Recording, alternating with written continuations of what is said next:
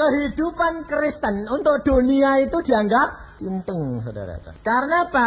Karena kehidupan Kristen itu tidak masuk akal di dalam rencana manusia. Ini loh.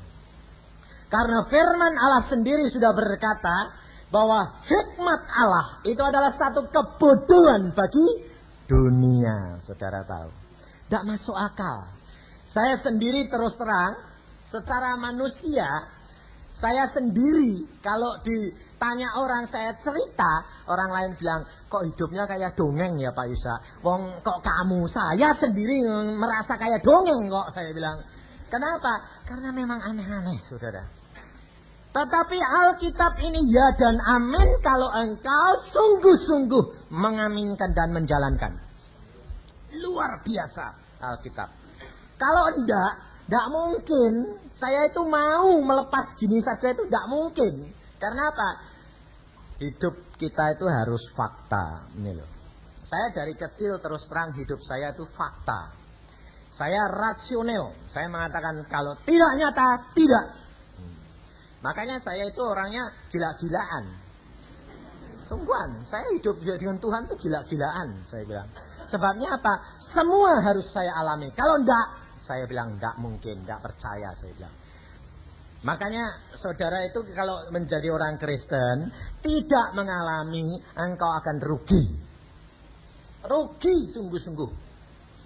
Makanya saya katakan, alami. Enggak bakal gepeng, enggak, saya bilang. Gepeng dipenyet nanti mumbul lagi, wong Tuhan itu luar biasa. Ini loh. Nah, kita kerap kali kan gini. Kenapa Tuhan membiarkan saya remuk ya? Loh, saya bilang loh, yang membiarkan kamu remuk siapa toh? Loh, segala perkara ini kan Tuhan yang bikin, betul enggak? Ada seorang ibu telepon sama saya, dia bilang, Pak Yusa, saya mau konseling. Saya bilang, yang kamu cari itu istri saya atau saya bilang. Sebetulnya istrimu enggak ada ya Pak Yusa saja. Ya, kebetulan saya yang nerima telepon. Wah, saya yang dapat bagian, saudara. Langsung ngomongnya apa? Allah itu kejam. Lah saya kan bingung toh. Ada apa? Saya bilang, mungkin saya salah sengaja. Apa? Allah itu sadis. Kejam sadis. Hah? Kenapa? Lah saya ini loh ngalami. Ngalaminya bagaimana? Saya bilang. Saya ini les scroll. Satu lesan itu orang banyak. Saya bilang. Ya terus? Semua orang benci saya. Apa Allah itu tidak sadis? Mengapa aku dibiarkan dibenci? Sampai gurunya sendiri maki-maki saya. Lah, terus saya ini bingungnya, saya tanya, Tuhan, orang seperti ini itu ngomongnya harus piye? Atau bingung saya.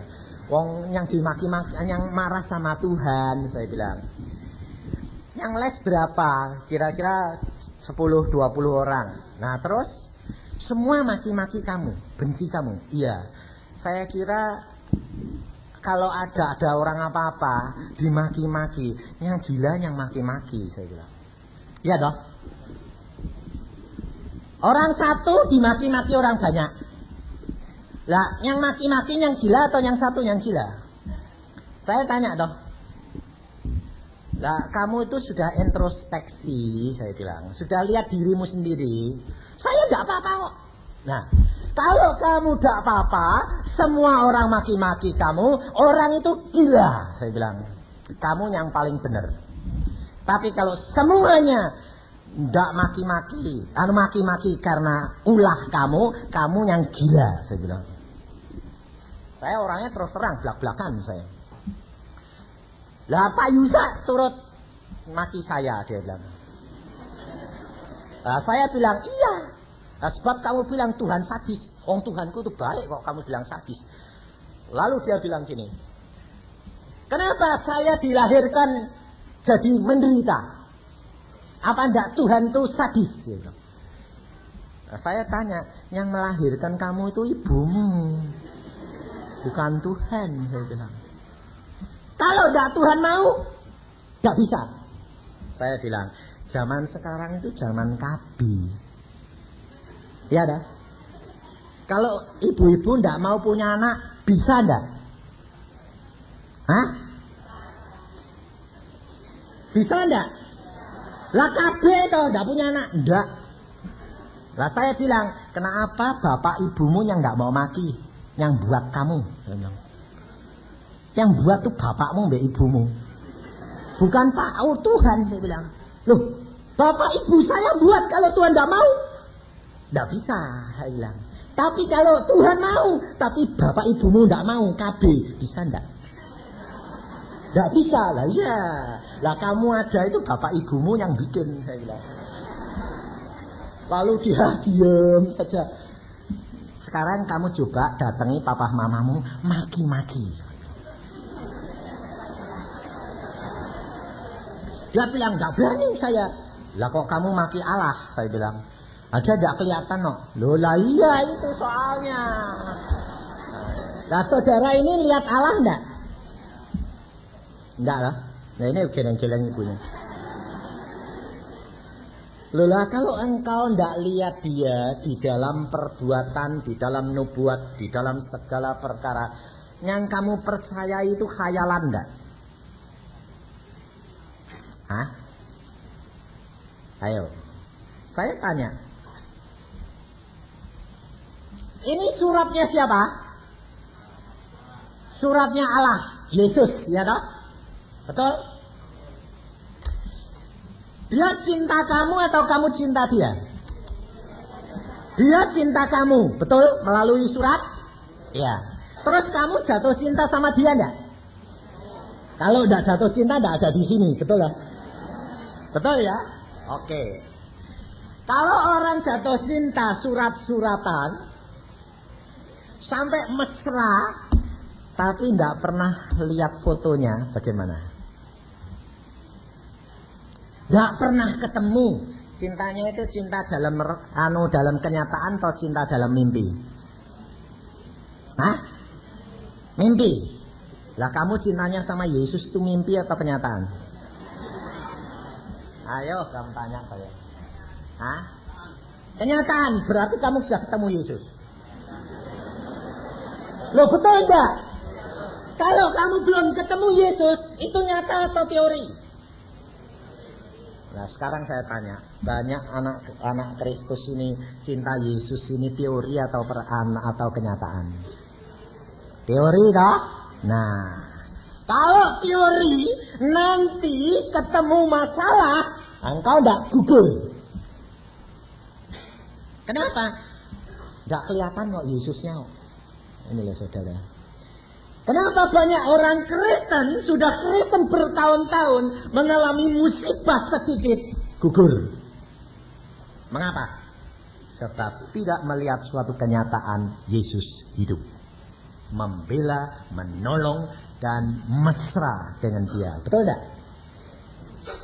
Sekarang kenapa Yesus tidak pernah menampakkan dirinya kepada kamu? Hah? Dosa. Om ini bilang dosa. Loh, tapi kalau om bertobat sama Yesus, diampuni enggak? Enggak. Lah, ya rugi om. Hah? Lah, om bilang minta ampun dulu, terus diampuni enggak? Ya, kalau sudah diampuni bersih enggak? Nah, bersih. Nah, gitu dah. Rahasianya saudara kenapa Yesus tidak menyatakan diri? Hah? Kurang suci. Betul.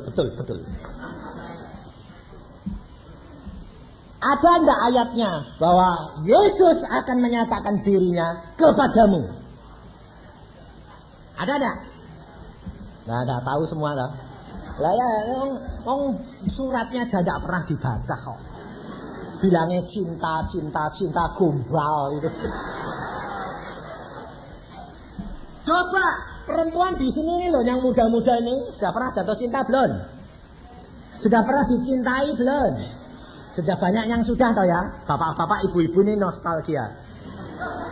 Kalau nulis surat di luar kota ndak ketemu-ketemu, suratnya dibaca berkali-kali ndak? Ditaruh di atas di bawah bantal ndak? Betul toh? Kalau sampai kumal. Loh ini pengalaman saya soalnya. Saya dulu sama istri saya itu pacaran 13 tahun. Nggak ada, zaman sekarang nggak ada. Nggak sanggup pacaran 13 tahun sama saya. Tapi istri saya sanggup.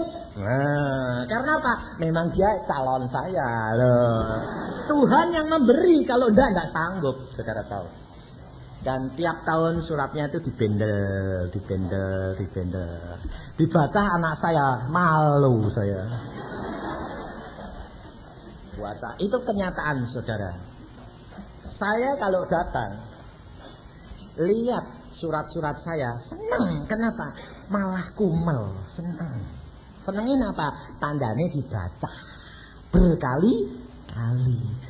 Alkitabmu, suratnya Yesus, kalau dibuka masih krecek, lengket. Lo jujur, betul enggak? Itu tandanya dibaca apa enggak? Gitu kok bilang cinta Yesus. Yesus datang tanya, sudahkah engkau baca suratku? Belum sampai Tuhan. Apa jadinya kalau Tuhan nanti datang? Kecewa, betul Om, kecewa. Ya kan? Si Om ini pinter tapi Om baca Alkitab dah? Sudah selesai? Belum.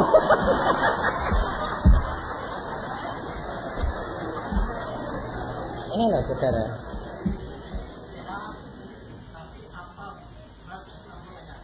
Apa Om? 150 ayat apa? Padahal suratnya tebelis gini loh Om.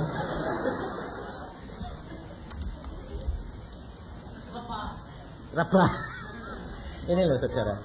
Ini firman Tuhan harus seluruhnya. Jangan kamu petil-petil. Tidak ada sebagian firman Tuhan yang diapalkan. Dan tidak ada sebagian firman yang tidak perlu. Seluruh isi firman Tuhan itu ya dan amin. Engkau harus masukkan seluruhnya. Saudara tahu, saya membaca Alkitab ini 60 kali lebih. Dan Dia yang memerintahkan saya, baca firmanku sebanyak-banyaknya. Engkau akan tahu pada satu saat aku akan angkat semua firmanku. Dan engkau akan mencari air hidup kemanapun kau tidak akan mendapati lagi.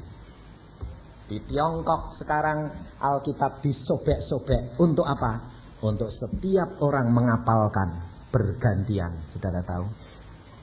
Tapi di Indonesia 2500 saudara tidak mau membaca. Firman Tuhan akan menyatakan bahwa engkau akan kecewa. Engkau akan mencari kemana-mana, tidak akan ada. Dan engkau akan berkata, dulu aku punya, sekarang aku tidak punya. Saudara akan kecewa, saudara tahu.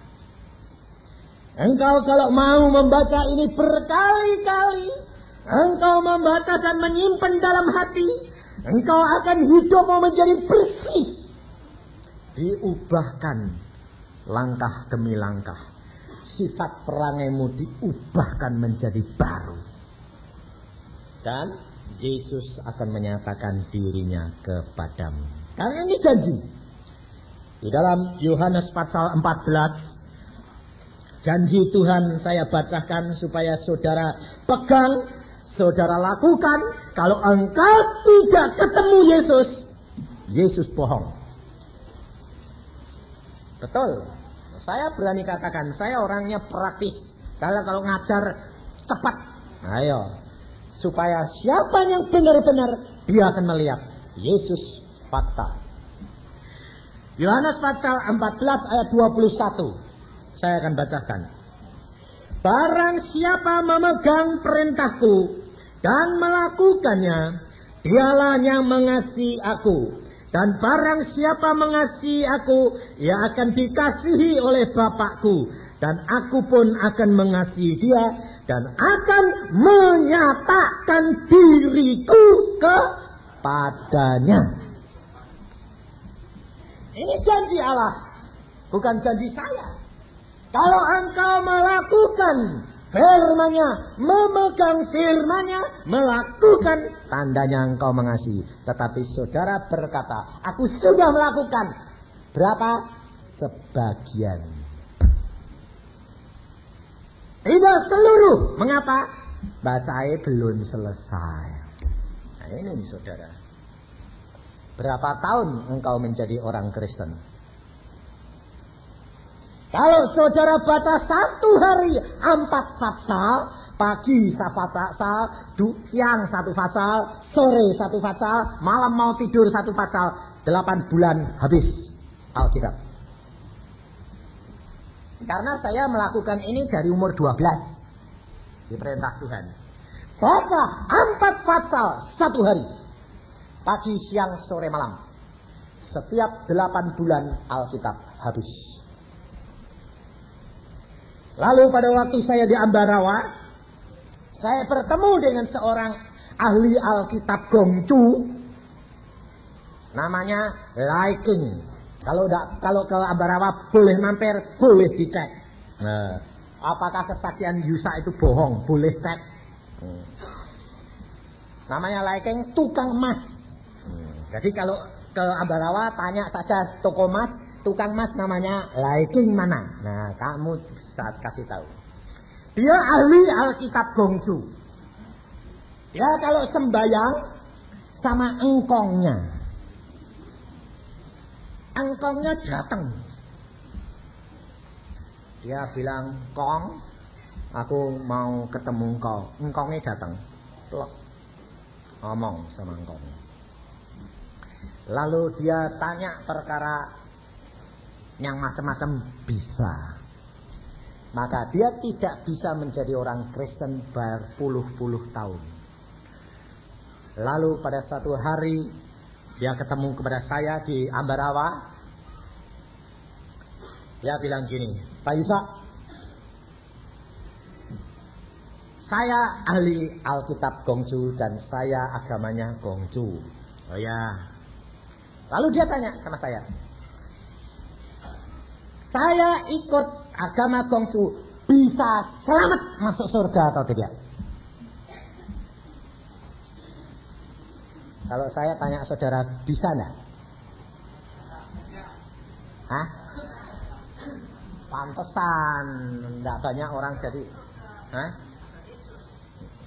Enggak, Om, saya tanyanya gini. Orang agama Gongcu bisa selamat masuk surga atau tidak? Hah? Pantesan orang Liking itu puluhan tahun tidak bisa jadi orang Kristen karena saudara, karena pendeta. Kenapa? Saya bilang bisa. Kaget dia. Pak Yusa, saya sudah tanya 10 pendeta, semua bilang tidak bisa. Saya bilang bisa. Kaget dia. Bisa Pak Yusa, bisa. Caranya bagaimana? Genapi Tauratnya Gongcu. Jadi tidak boleh tidak bisa genapi. Tidak boleh. Kamu bisa jadi dokter bagaimana? Kalau kamu lulus ujian dokter, betul kan? Kalau tidak lulus, bagaimana? Tidak bisa jadi dokter. Kamu ikut Gongcu, bisa selamat? Bisa. Asalkan engkau dapat menggenapi syarat-syarat agama Gongcu, tidak ada satu yang kamu gagal ngalami. Langsung dia bilang, "Wah, enggak sih, bisa Pak Yusa saya. Saya itu ahli, semua saya baca, saya kupas." Tetapi Gongcu sendiri berkata, "Aku sendiri tidak dapat menggenapi syarat gong agama, gongju. Kamu dapat gak genepi? Gak bisa, gak masuk surga. Lah, yang oh jadi aku gak bisa genepi, gak masuk. Ya logis toh. Dia bilang, oh ya logis ya. Tapi kenapa orang Kristen bisa masuk surga? Lah itu masalahnya, saya bilang. Nah, lalu dia balik tanya sama saya, Pak Yusa bisa genepi Alkitab? Gak bisa. Saya bilang, lah kok masuk surga? Lah ya itu anehnya, saya bilang. Betul tak? Saudara bisa genepi Alkitab?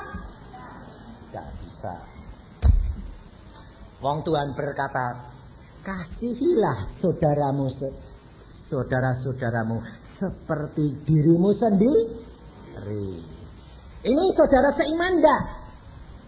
Hah? Seiman. Saudaramu enggak? Kamu mengasihi dia seperti dirimu enggak? Betul? Ayo, betul? Ya?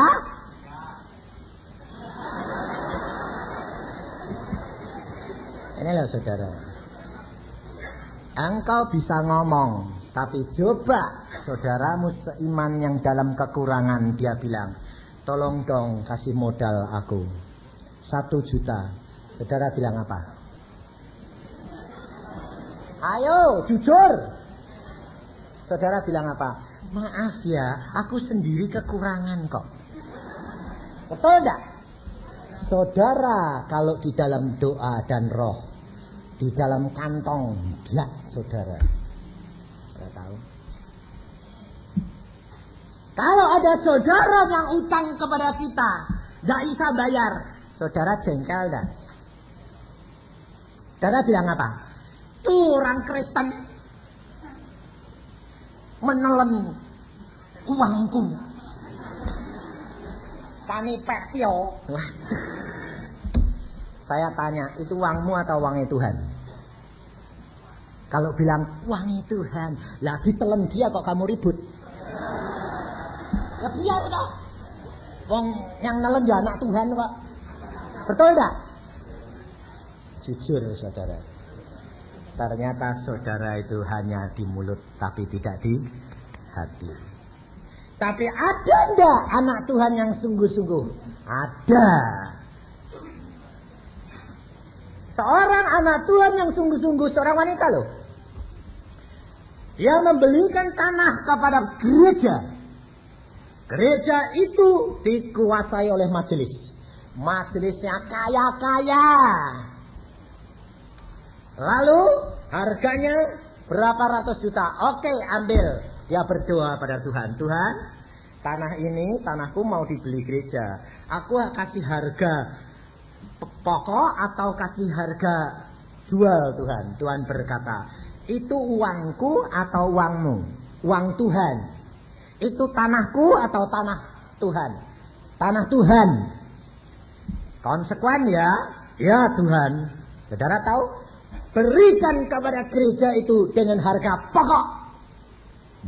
Dikasihkan harga pokok. Saudara tahu? Majelisnya tidak mau bayar. Dibayar sedikit, uangnya, modalnya itu dikasihkan dalam bank. Pendetanya sudah janji. Dia bilang, pendeta, ini tak kasih harga pokok. Kamu punya uang berapa? Oh, kita sudah punya uang segini. Baik, itu serahkan saya, tanah saya berikan. Saudara tahu, oleh majelisnya tidak boleh diserahkan. Majelisnya bilang apa? Oh, dia kaya aja kok, tidak usah. Saudara tahu, anak Tuhan yang punya tanah ini, dia bayar bank, dia rugi 300 juta. Saudara tahu? Bayari renten 300 juta, saudara tahu. Dia bilang, Tuhan, anak-anakmu itu majelis-majelis kok jahatnya kayak gitu Tuhan. Lalu Tuhan berkata, itu uangku atau uangmu? Uang Tuhan. Lah kamu rela enggak habis? Ya habis ya sudah, wong Tuhan yang ngasih. Ya sudah, jangan ngomel. Enggak. Tiap bulan bayari renten saudara dia di bank. Sampai habis 300 juta. Tetapi setelah itu diuji oleh Tuhan, diuji oleh Tuhan. Dan dia tetap, Tuhan itu uangmu bukan uangku, peduli amat. Lalu asal ketemu bilang, tidak apa-apa, tidak mau bayar. Tidak apa-apa, itu uangnya Tuhan, kamu bertanggung jawab sama Tuhan. Nah itu loh anak Tuhan yang sungguh, betul tidak? Nah kalau saudara bagaimana? Hah? Utang tidak bayar, ngomel tidak? Ngomel, katanya uang Tuhan. Lah kok ngomel? Ini loh. Belajar bahwa apa yang kita ada itu adalah anugerah Allah. Ini saya buktikan sendiri. Setiap saya terima persembahan, saya berdoa, Tuhan ini milik siapa? Suruh berikan, tak berikan saya. Dan Tuhan tidak pernah aku kekurangan. Dan anak Tuhan ini, dia bilang apa? Biarin Pak Yusa, dia ngikut saya 300 juta. Tidak apa-apa.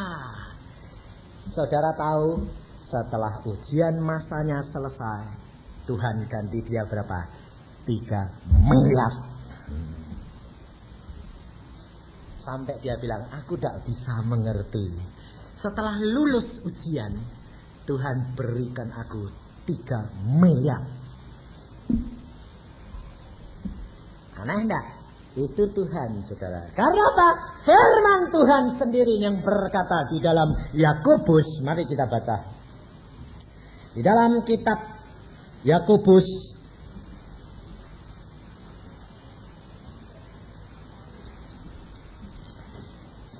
ayat yang pasal yang pertama,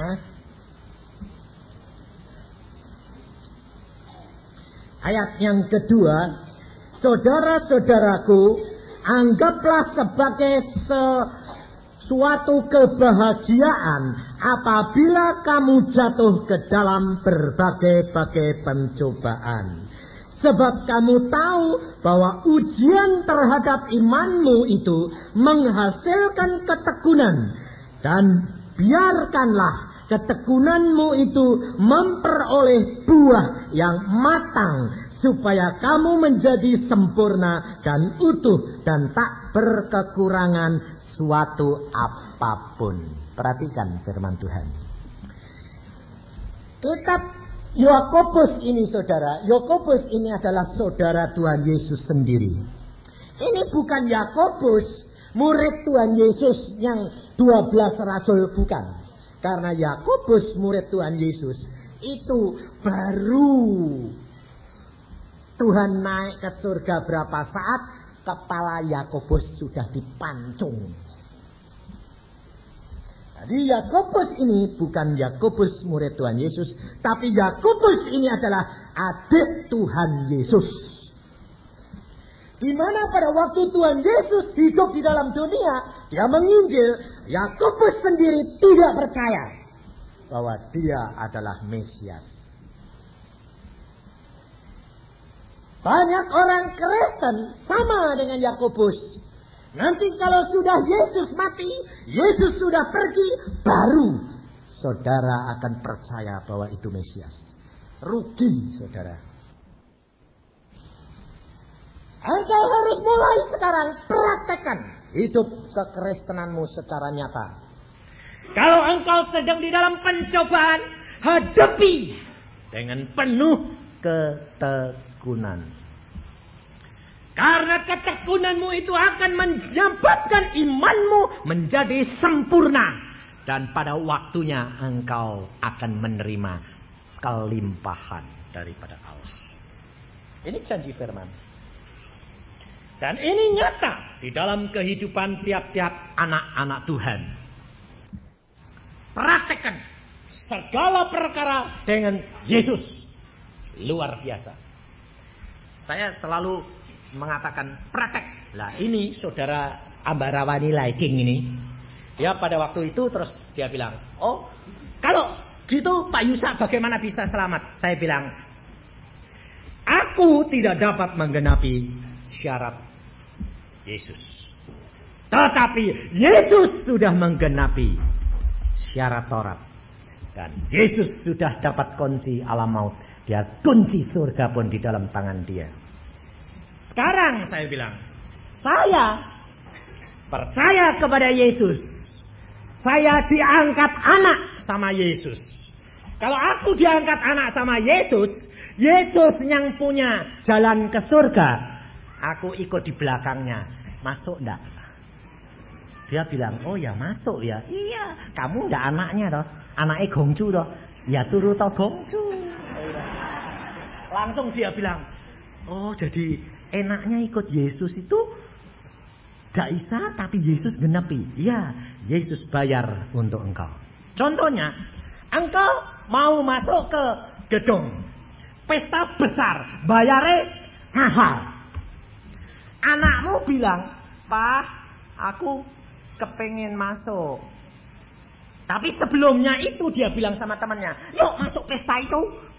Terus temannya bilang, kowe punya duit berapa?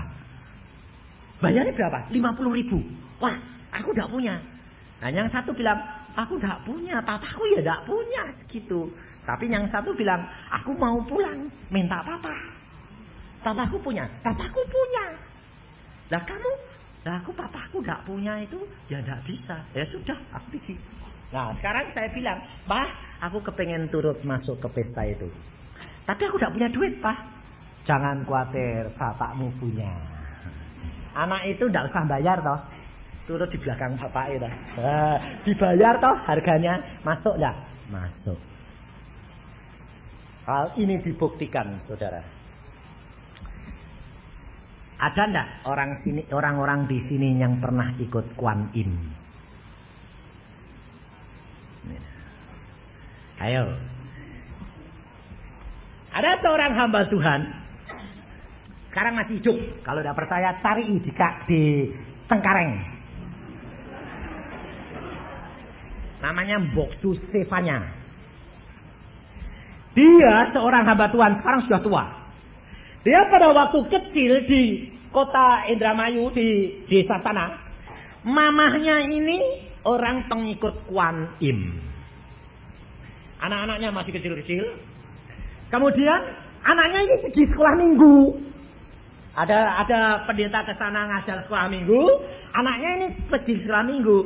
Lalu anaknya ini bilang sama mamahnya, Mama, ada Yesus jempol, Mah. Kuasanya luar biasa. Nah, lalu mamah ini kan khawatir. Ini anakku ini turut siapa? Wong aku turut Kuan Im, kok anakku turut Yesus? Kemudian dia ini sembahyang. Kalau sembahyang jam 12 malam dia sembahyang. Sebabnya apa? Dia ini punya janjian sama Kuan Im pada waktu dia muda. Dia sakit keras sampai mau mati. Dia minta sama Kuan Im gini. Kuan Im, kalau engkau sembuhkan aku mau ikut engkau sampai mati. Saudara tahu, Kuan Im-nya datang sungguh. Makanya kamu ini jadi orang Kristen. Bisa kalah sama pengikut Kuan Im. Yang ikut Kuan Im-nya mau datang. Yang mengikut Yesusnya tidak mau datang. Karena apa? Karena anak-anak ini tidak nurut. Yesus tidak mau menyatakan diri. Saudara tahu, rugi kamu nanti. Dia datang Kuan Im-nya. Lalu datang bilang sama dia, aku sembuhkan kamu. Engkau bersumpah sampai mati ikut aku. Ya, sembuh total. Ibu ini sembuh. Lalu dia nyembah Kuan Im terus. Anaknya pergi ke sekolah minggu.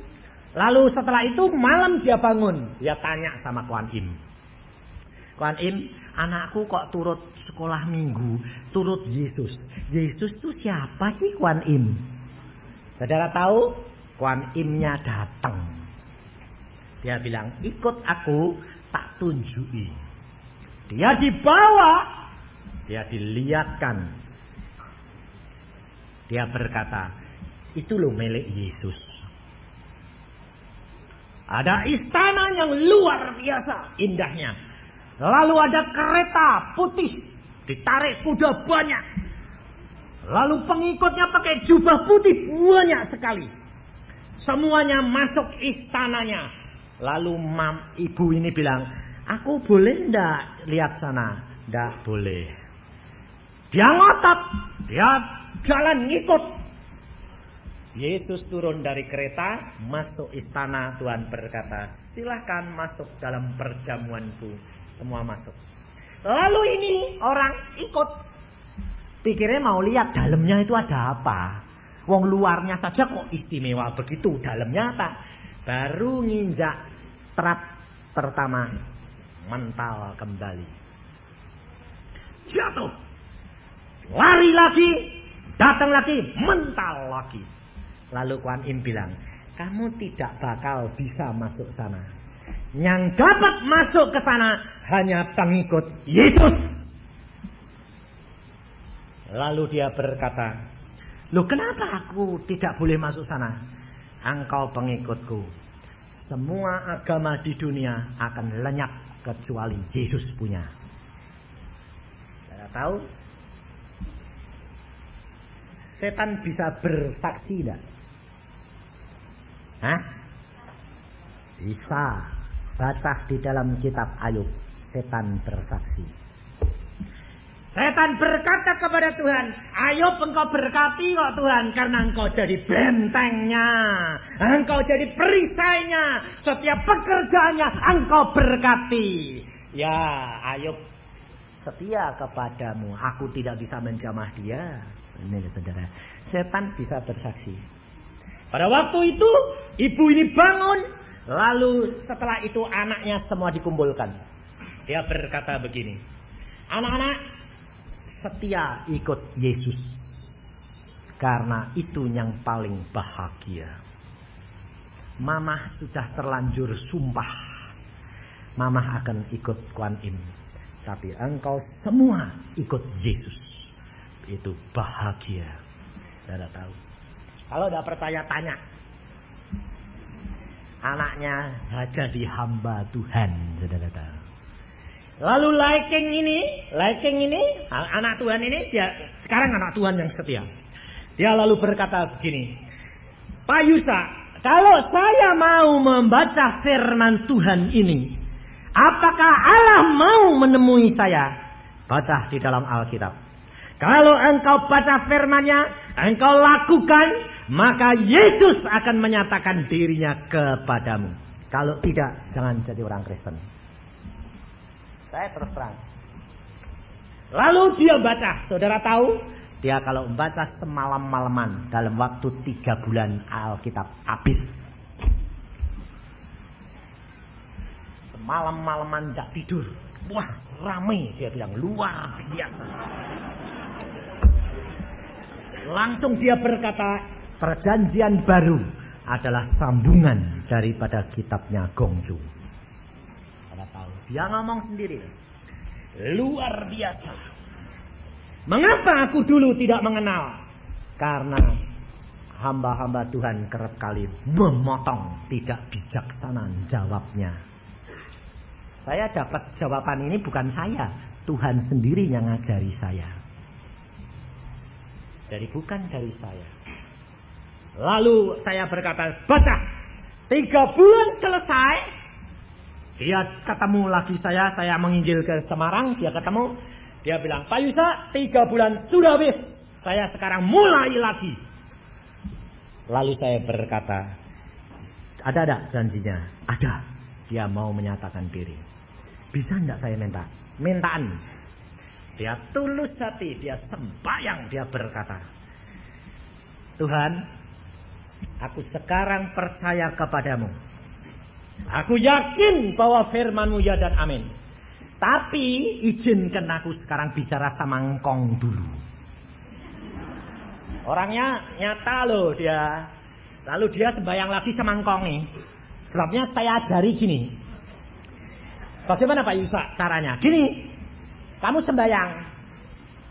Sembahyang sama engkongmu dulu. Engkongmu biasanya kan datang. Ya. Sekarang kamu bilang. Kong, kalau engkau lebih kuasa daripada Yesus, silahkan datang Kong. Loh, bisa gitu? Ya, tantangan. Saudara, sungguh ditantang. Dia sembahyang sampai lama terus bilang, Kong, kalau engkau lebih kuasa dari Yesus, datang kong. Ditunggu sak jam kongnya tidak muncul. Tidak muncul, berapa kali tidak muncul? Terus dia bilang gini, oh ya sekarang aku tahu. Lalu dia berkata, sekarang Tuhan, aku tahu engkau lebih kuasa. Kalau engkau Tuhan, firman-Mu berjanji kalau aku pegang firman-Mu dan melakukan, maka engkau akan menyatakan diri-Mu kepadaku. Saudara tahu, Tuhan Yesus datang menampakkan diri. Akulah jalan kebenaran dan hidup. Percayalah kepadaku, kau akan selamat. Saudara tahu? Dan dia berkata, aku yakin bahwa Kristus itu hidup. Luar biasa. Alkitab ini ya dan amin. Saudara tahu? Dan di dalam pengikutan dia setia kepada Tuhan, saudara. Dia tiap hari sampai sekarang baca terus Alkitab.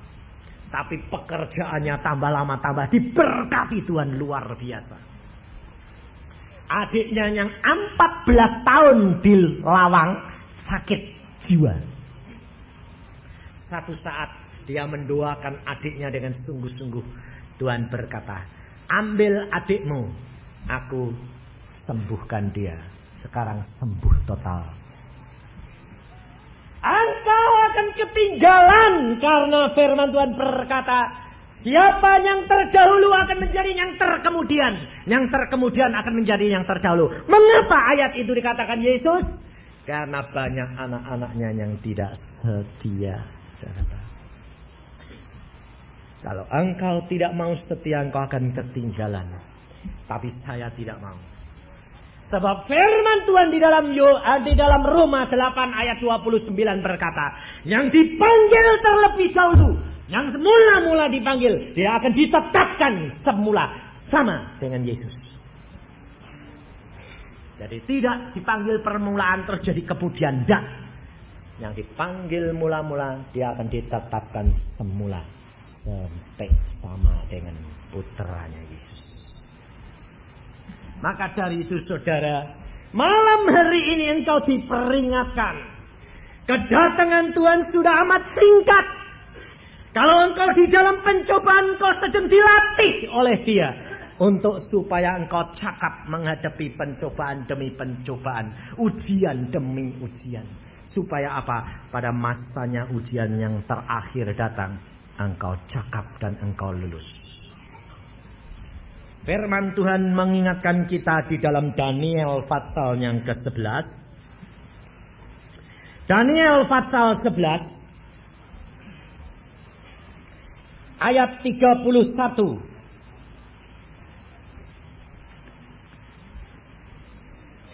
Tentaranya akan muncul, mereka akan menajiskan tempat kudus.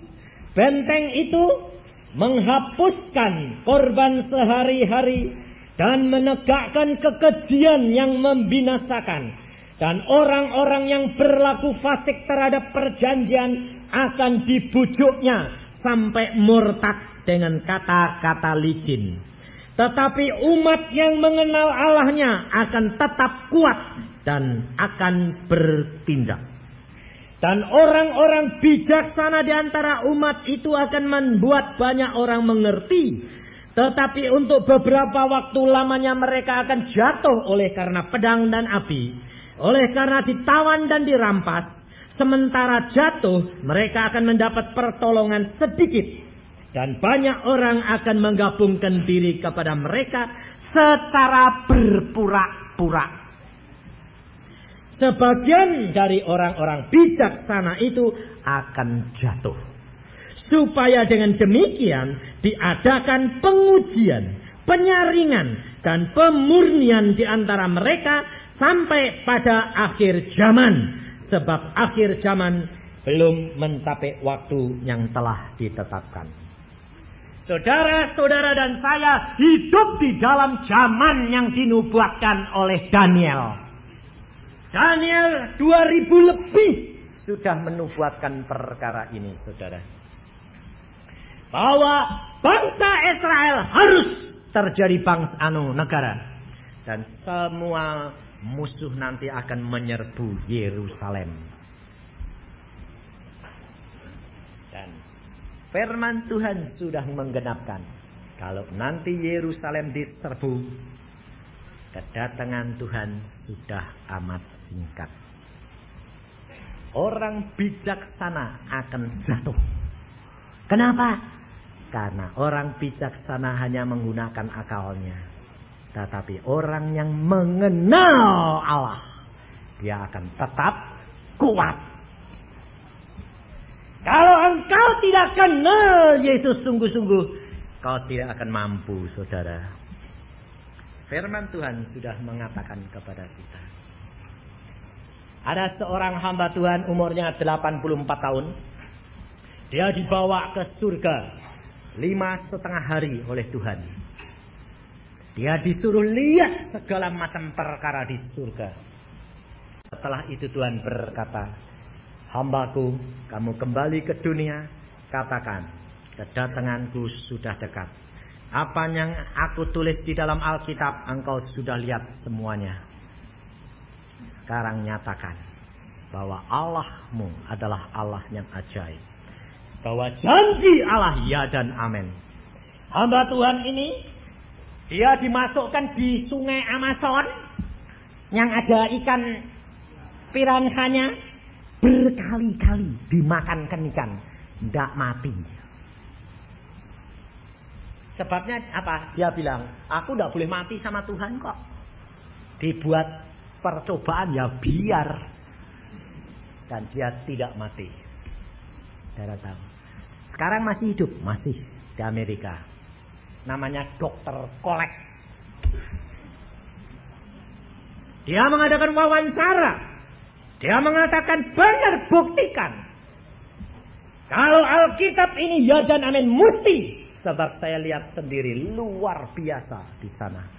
Yesus membangun banyak rumah untuk anak-anaknya. Dan banyak rumah yang belum jadi.